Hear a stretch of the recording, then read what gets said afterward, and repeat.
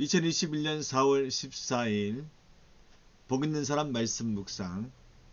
하나님이 버리셨다고 느껴질 때. 사무엘상 3장 1절 21절. 오늘 본문에서 세 가지를 통찰하게 됩니다. 첫째, 삶은 계속된다 입니다. 엘리 제사장 시대의 이스라엘은 희망이라고는 찾아볼 수 없는 암흑기였습니다. 경제적으로는 비슷한 시기의 이야기인 룻기에 나오듯이 기근이 심해서 먹고 살기 위해 먼 타지로 떠나는 방랑자들이 많았습니다. 군사적으로는 너무 약해서 블레셋의 압제와 폭력에 시달렸습니다. 그런데 놀랍게도 이렇게 희망이 없는 때에도 사람들은 일상생활을 이어갔다는 것입니다. 희망이 없더라도 삶은 사라진다는 것입니다. 불안과 두려움으로 가득 찬 생활일지라도 살아있는 생명은 여전히 뜨거운 피를 온몸으로 보내며 소중한 하루를 가치 있게 보냅니다.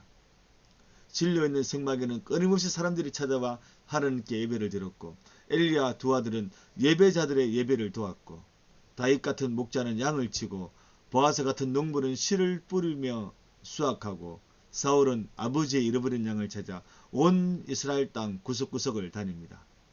희망 없는 삶도 삶입니다. 결코 포기해서는 안 됩니다. 또 두 번째로 영성을 잃은 지도자도 영적 체험을 하는 법을 알고 가르칠 수 있다는 것입니다. 성소에서 잠을 자던 사무엘은 자신을 부르는 소리에 엘리의 제사장이 부르는 줄 알고 달려갔지만 엘리는 자신이 부르지 않았다고 했습니다. 이런 일이 세 번 있고 난 뒤에 그제야 엘리의 제사장은 하나님께서 사무엘을 부르신 줄 깨달았고, 사무엘에게 다시 하나님께서 부르시면 말씀하옵소서, 주의 종이 듣겠나이다라고 대답하도록 했습니다. 이처럼 영적으로 둔감한 지도자도 성도들을 영적 길로 인도할 수 있습니다. 이것이 하나님께 세운 지도자를 쉽게 무시해서는 안 되는 이유입니다. 세 번째로 찾은 삶의 통찰은 준비된 자에게 때가 되면 기회가 온다는 것입니다. 사무엘은 어릴 때부터 엘리 제사장을 도와 성막에서 생활했습니다.